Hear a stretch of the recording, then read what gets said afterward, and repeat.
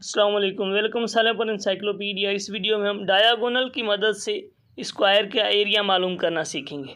बिल्कुल इजी है, बस एक फार्मूला है उसे फॉलो करना है तो आप हर एक प्रॉब्लम को सॉल्व कर जाएंगे जो भी इस तरह का हो। इसलिए वीडियो पूरी देखें और वीडियो के लास्ट में दिए गए क्वेश्चन भी सॉल्व करके अपने आंसर कमेंट में ज़रूर बताएं। ये फार्मूला पाइथागोरस थ्योरम से ड्राइव्ड है।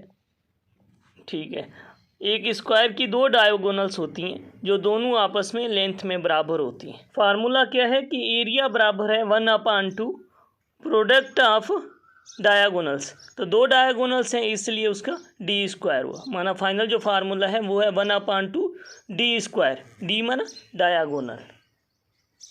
ठीक है, अब डी की जगह हम वैल्यू पुट करेंगे जो डायगोनल की मिली हुई है 5 रेडिकल 2।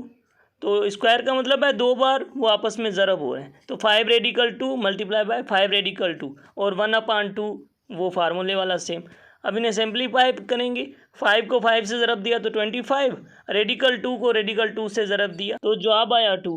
अब 1/2 वाला जो 2 है और ये 2 आपस में कट गए तो हमारे पास फाइनल आंसर हुआ 25 सेंटीमीटर स्क्वायर।